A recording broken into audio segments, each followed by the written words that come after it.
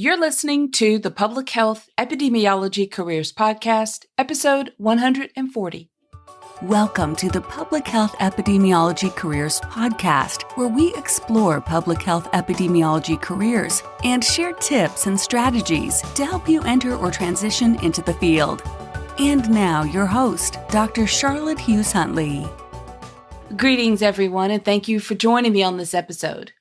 On this episode, you're going to meet Sandra Melstad and hear about her journey into public health and starting her business as a consultant. Sandra Melstad is the CEO of SLM Consulting, LLC, which was established in 2007. Sandra has worked in public health for 14 years, focused on health promotion and chronic disease prevention and control initiatives, working to improve the health of rural and urban communities where people live, work, learn, and play. Sandra uses her experience to adapt to the needs of the project to achieve measurable outcomes that impact population health. Sandra has also served in various public health roles, working to promote population health through collaborative partnerships. She holds a Master of Public Health and is currently working on her PhD in health sciences, focused on health equity and rural public health practice. I will connect the interview with Sandra right after this very special announcement. Are you curious about public health consulting? Have you ever wondered what it's like? What do they do? How do consultants get started? Learn what it's like to be a public health consultant by attending the Expo. The Expo is an online event where a select panel of public health consultants and entrepreneurs who are passionate about the needs they address and the populations they serve come together and share their businesses. Attending the Expo is very affordable and convenient because it's available online. Learn about public health consulting from public health consultants who do it every day. Visit drchuntley.com and click on the Expo tab from the main menu to register and attend the Expo. So today I am very happy to welcome my special guest to the podcast. Welcome, Sandra. How are you? Thank you. Thank you for welcoming me. I'm doing great. Thank you. Coming to you all the way from South Dakota. Yay. We're sitting here chatting for a minute about our weather at the time of this recording. I'm walking around in a short sleeve t-shirt. I had a nice walk and I'm talking about how mild the weather is. And I think you told me it was snowing or about to snow. Yes. Currently seeing snow coming down outside the window. So, yep. So we're not quite out of snowland, probably for another good month or so here in our state. So just the way it goes every year. Yeah. I don't know. Honestly, sometimes we get a little jealous of those snow stories because I know I'd love to see a pretty snowfall every now and then. So we don't get that very often here. We'd love to see a beach and palm trees. So yeah. Well, I'm really thankful that you want to be on this episode, and I'm really excited to really hear more about your journey into public health. So if you are ready, let's jump right in.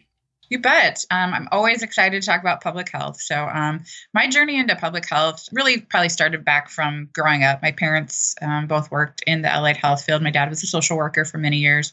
My mom worked in X-ray technology. So I've always been exposed to the idea of health. And so in my undergraduate career, I became more interested in public health, had a major in health promotion and a minor in public health, and just used that experience to help explore kind of my interests. I did know I wanted to advance my education more. And so, using the knowledge I had gained in undergraduate experience of public health, not quite sure what type of higher education I wanted. I guess stumbled is the good word, but came upon the Master's of Public Health as a degree and something that really fit into my interests. I was interested in joining the Peace Corps, and a lot of programs, I think, still have the Peace Corps Internationalist program, where you can go to the Peace Corps and then also get your MPH. So I found MPH programs that offered those programs. While I didn't end up applying to the Peace Corps, I did have the opportunity to explore my interest in public health and make it a career upon completing my Master's of Public Health. So it's been a journey, but always a field that continues to interest me, and I continue to be excited to share and evolve and work on public health as a profession. That's really good. So you did not, you ended up not going to the Peace Corps. You were interested, decided not to. Yeah, I think I don't know if it was just the time period that was required for it, but certainly have interest to do international relief work and that type of thing. But no, but I did go to school in New Orleans and at Tulane University and had a really good experience that opened my eyes to more things, in a different culture, different community. And so that certainly helped kind of build my experience a little bit more too. So, but maybe one day with the Peace Corps, we'll see. Maybe when I'm retired. So, Yeah, that sounds good. So, how did your previous roles help you transition into your current work? Because you're a consultant, you have your own business. So, how did your previous roles in public health really help prepare you for that? So I've been in business for 8 years now, and as I think any of us in business, we're always continuing to learn, grow. So I had previous experiences working in worksite wellness for a corporate health system, and then I also worked as a contractor, I guess you'd say, with the state chronic disease program through their nutrition physical activity program. So I was a physical activity coordinator. And then I also worked in grants for a university. So between all that, I had some diverse experiences with that and had the opportunity to move from a full-time employee to working for myself, trying to learn all the things in businesses with MPH. But what prepared me was asking a lot of questions. I prepared for the transition, talking with friends who had their own businesses and colleagues who worked for themselves. Basic things, just like how do you set up an LLC? How does billing work? Those are things we don't learn in public health school, that business side of things. And so really asking a lot of those questions, searching for information online, educating myself. And then really ultimately, I think as any of us who might be in business is what do you like? What are things that interest you? What am I good at? And so I was fortunate to begin my consultant career in the field I studied and continued to, and afforded me the opportunity to utilize my skills and knowledge that I started to build in my Master's of Public Health program, but which have evolved certainly over the aging myself now, I suppose, 15, 16 years since I worked in public health. No worries about that.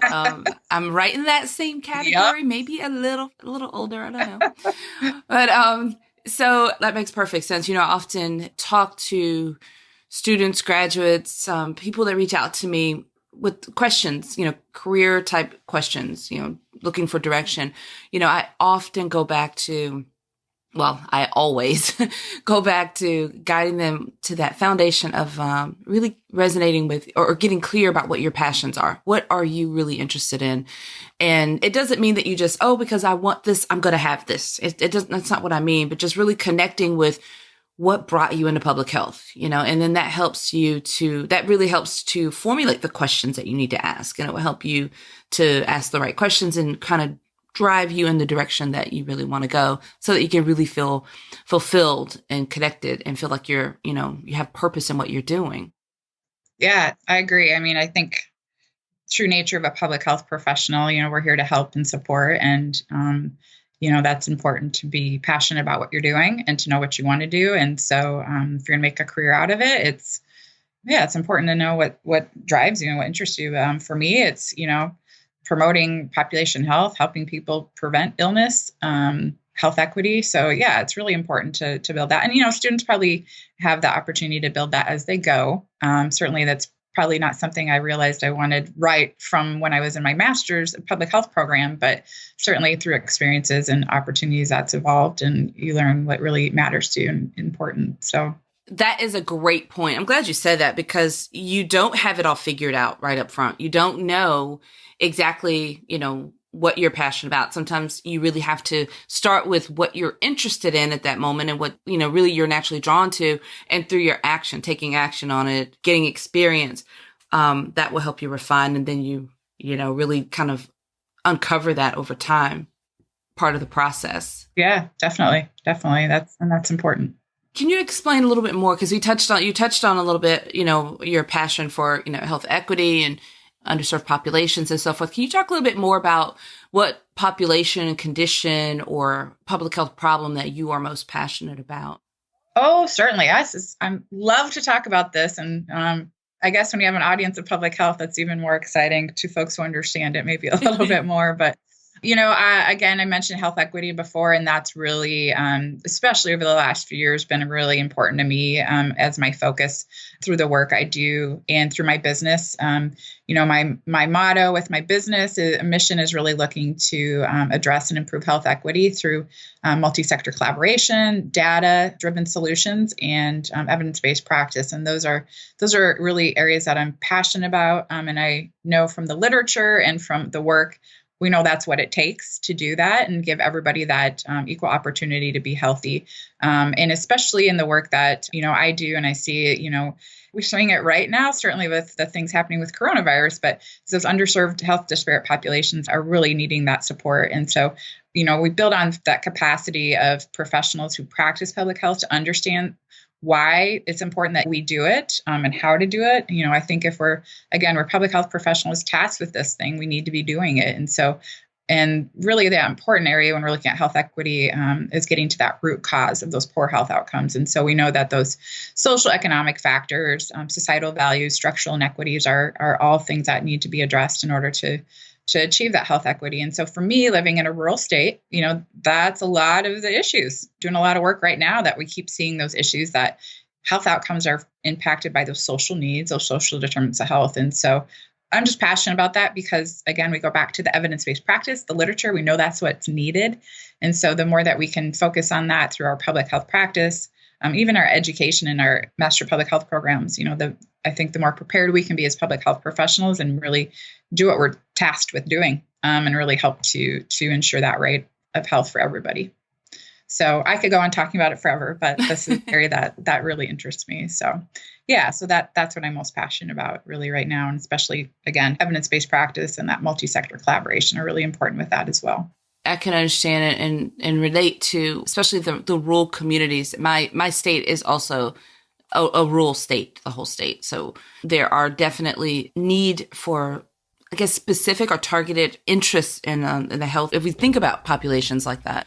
Yeah, I mean, and it's not completely unique to my state, but, the rural communities in general are typically don't have access to services and resources. I'm doing some community meetings across the state right now, and we're, a lot of the issues coming up are lack of transportation. People don't even have transportation to get to things. And so those are things, that maybe sometimes get forgotten that may not be a responsibility of us as public health professionals, but it really is. And so, utilizing those partnerships and collaborations to support those rural communities is really important because they are just, rural communities in general are disproportionately affected by health outcomes. And, as you mentioned in South Carolina and South Dakota, most of our counties are rural.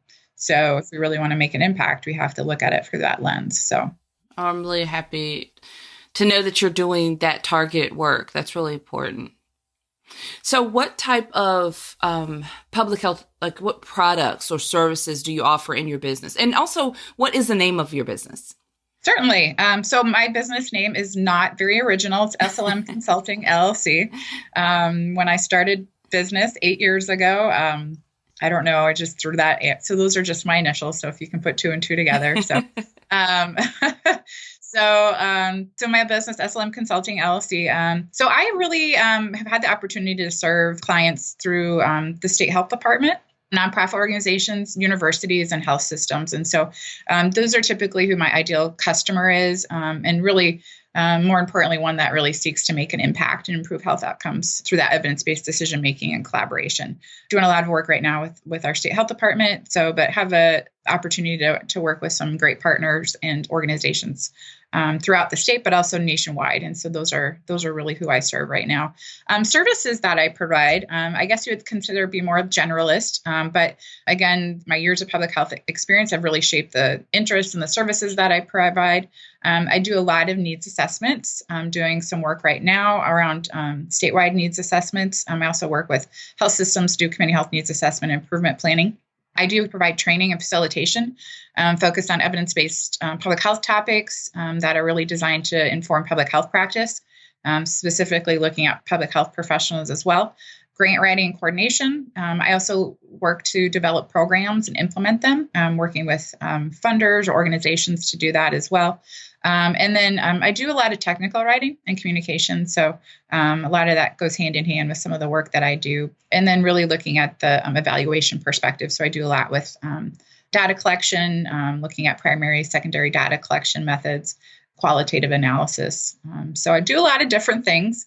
I would say, more recently I'm doing a lot with multi-sector collaboration, which is a lot of what my work does. A lot of community engagement really shapes a lot of that services that I provide. So I certainly have more information available on my website. So slmconsultingllc.com. It gives more information, but always excited to visit with people about my business and how I can support them to really make that impact in public health. And again, look at that health equity, community engagement lens as well too. So worked in public health for 16 years, as I mentioned before. So have a lot of experiences that I can provide to support customers and, again, really make that impact.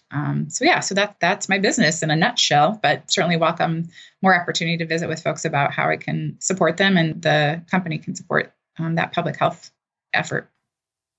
Yeah, that's really, we will make sure that in the show notes for this episode that all of your connection information is there. So I definitely encourage any of our listeners to reach out who are interested in some of the services that you've described.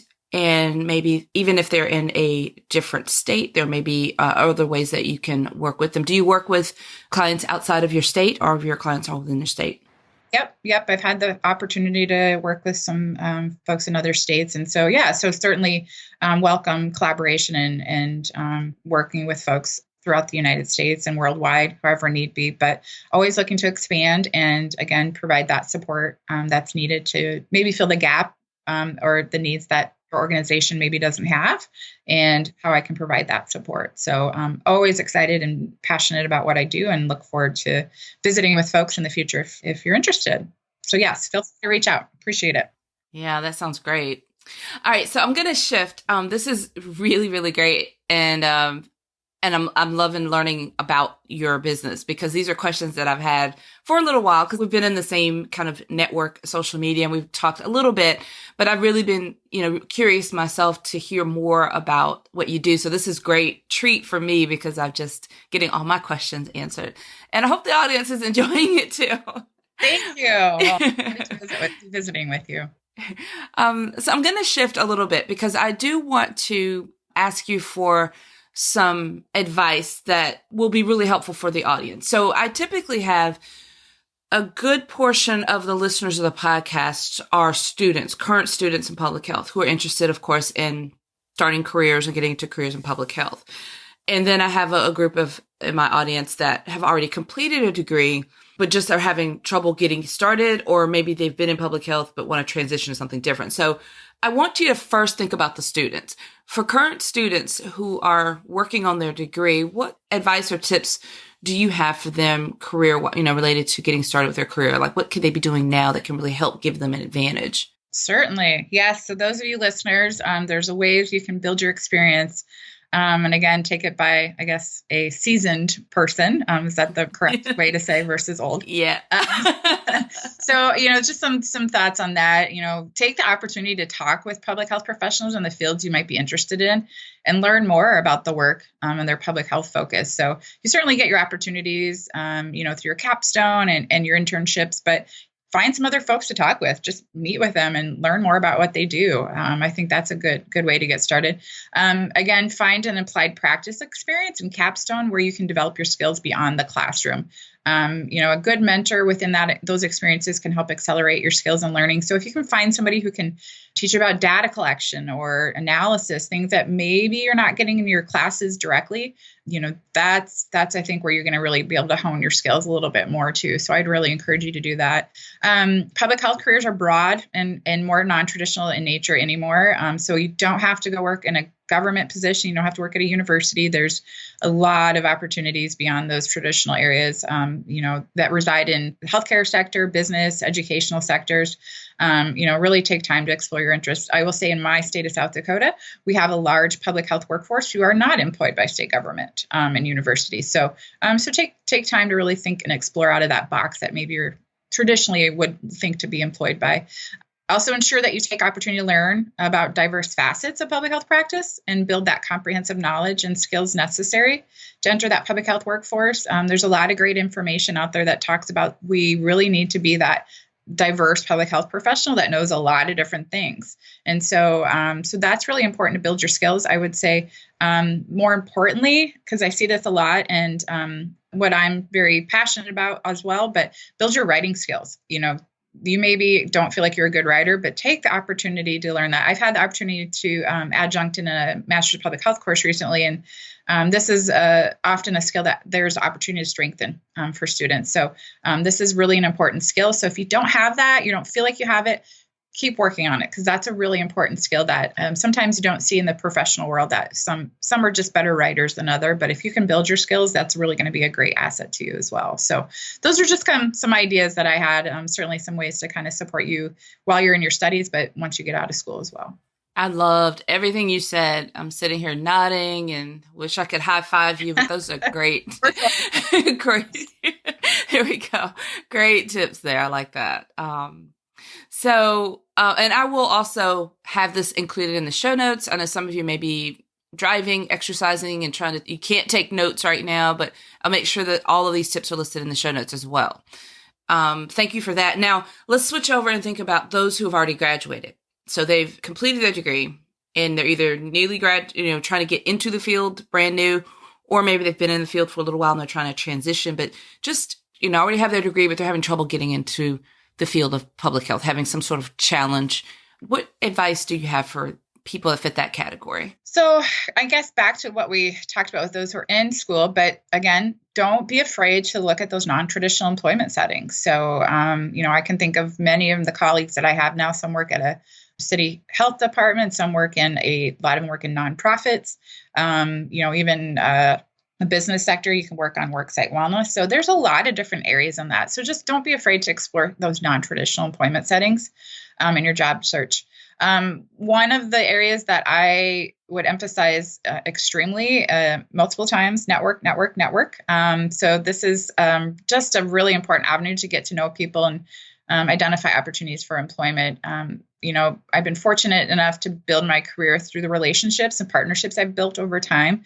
And a lot of that's been focused on networking, going to events that maybe I don't know what's going to come of it, but just don't be afraid to say no as far as who to get to know and really, really explore your network. Find a mentor. So if you have a mentor, great. But if you don't, if there's somebody you can find as a mentor as you're in your job search, or if you're having challenges, that's always helpful as well. They may be able to connect with folks as well and teach you a little bit more. Another thing I think sometimes gets forgotten, but if there's an organization you're interested in volunteering with, or if you're interested in, sometimes volunteering can turn into employment. So keep that in mind if you're having a struggle with job search, or if you're maybe not in the job that you're interested in completely, just find an organization you're interested with, volunteer, and that could lead into some employment. And then I think probably what's important, because I went through this myself, don't be afraid to start small. So don't think you're going to come out of school getting a fabulous, 6-figure job. It just doesn't happen. That's just a reality. It just doesn't. If you have, that's great. But, I took jobs when I came out of my Master's of Public Health program that I was underemployed at, to be honest. But that helped build my work ethic, skills. And I think hindsight would provide me opportunities for that next opportunity. So just know that it's not the end all be all, but don't be afraid to start small and build those skills, because it's building on each opportunity that you have as well. So those are kind of my thoughts for graduates if you're looking for employment right now or want to find the right position right now. I love all of those as well. I'm sitting here kind of chuckling because network. That is a common theme, and I'm always really making a big emphasis on that.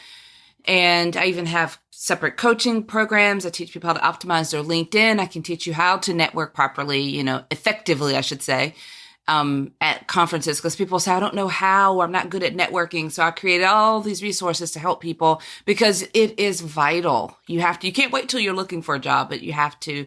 Networking is so important. And so I love it whenever I have a guest on the podcast who their tips are resonating and aligning with the things that I say. So I'm always wanting to say to the audience, like, see, it's not just me. She's saying it too. Well, and I think to feed off of that too, what I've learned over time, And because, I'm busier and balancing some other things, but also, and, depending on what you share, but I'm finding I need to be intentional about networking, but also maybe it's the events or the organizations I go to, I need to be intentional because some are not the right fit for what you're looking. And so maybe to be intentional about the type of networking events you go to, that may be able to help get you that contact or that leg up from that perspective. But bottom line, yeah, networking is vital. And like I said, how I've been fortunate enough to build my business over time. So very important. So no, you're not talking crazy. They just need to listen. So. Yeah, I love that too. Being intentional. I put a lot of that in the program where I teach you about networking at conferences, because that's part of the issue. I mean, they're very time consuming. They're very expensive. And once you make the investment to go and to participate, even if it's a smaller conference, there's still a lot of work to, just getting there. So you really have to be intentional about your networking to make the most out of that, your time. Like you said, we won't go on a tangent, but I could literally go on about that. Yep, definitely. but thank you for all of the great advice that you shared for our listeners. I know that they are appreciative of that. And then I have your connection information, as I mentioned earlier. So those of you listening who want to connect with Sandra, you just can visit the show notes page and connect with her. And I'll tell you more about that in just a moment. But right now, Sandra, I want to wrap up by just saying thank you so much for taking the time to, come on the podcast and share about your business, your journey into public health, all the amazing work that you're doing, and also the advice and tips that you share with the audience. I really appreciate it. Well, I can't thank you enough for bringing me on to visit with this. As we've mentioned before, I could talk about this all the time. So I'm always excited to visit about public health with individuals. So thanks for having me. Really appreciate it. You're welcome. Well, I really hope you enjoyed that interview. I'd like to thank Sandra for joining me on this episode, as well as sharing some great career tips for everyone. You can find links to connect with her on the show notes page for this episode, which is episode 140. Just go to drchuntley.com and click on the podcast tab from the main menu, and then navigate to episode 140. You can also click on the Expo tab from the main menu to get details and enroll in the Expo. All right, everyone. Until next time, have a fantastic rest of your day. Thank you for listening to the Public Health Epidemiology Careers Podcast at drchuntley.com.